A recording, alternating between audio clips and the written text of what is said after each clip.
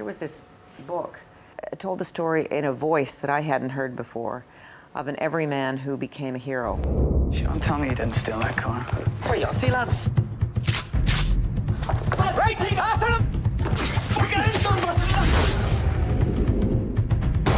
It rocked my sensibilities in a really interesting collision of what I do, which was this tremendously dramatic story and yet had action detail in it and thriller-esque qualities.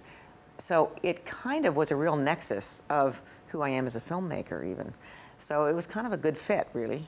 I really felt I got my stride, and I love true stories. Years ago I did something called White Lies with Sarah Polley and Lynn Redgrave, and that had the same kind of energy, and I felt very empowered by telling these, what I feel to be very important stories. You know, they say it takes a village to make a movie, and in this case it really did take a city to make this movie, which was the city of Belfast. And they embraced me and my project and wanted me to get the story right. So both sides of the conflict came forward, anonymously of course, but came forward and really talked openly and honestly about the present situation, the past situation, and I was able to really get inside these stories in a way that I don't think many people have ever been let in as an outsider.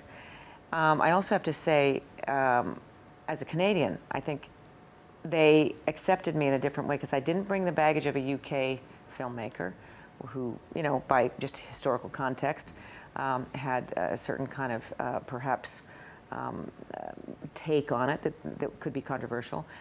And I didn't have the sort of American Hollywood kind of energy. I came in kind of like Switzerland, you know, as Canada does. So I think as a result of that, our mantra while making the movie was always, this must be about the truth.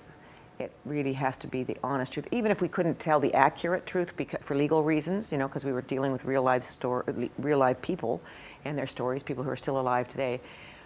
We still sought the truth of the spirit of the truth in each situation.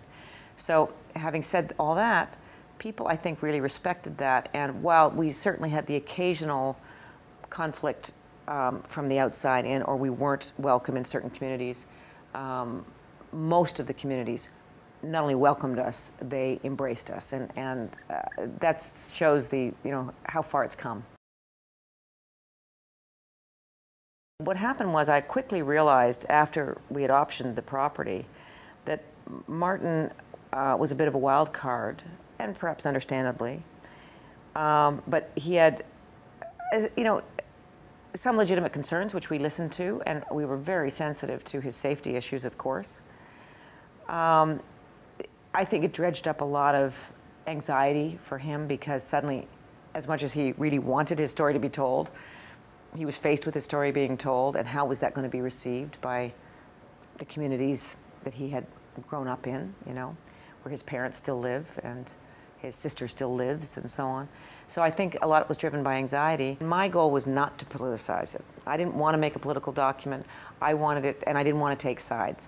The whole point, if we were going to tell this story and have it what I felt to be the universal story that I really had responded to, what's going on in Iraq today, what's going on in downtown New York, what is it when you go against your community? You know, it was that story I was interested in, so I had to walk the line. So I had to kind of dodge his passion for what would have been a different movie. And I also had to dodge, as I was embraced by the community, naturally their passions came through as well. So my job was to filter all of these different, I guess, agendas, and make sure that the agenda of it being an even-keeled perspective was the mantra.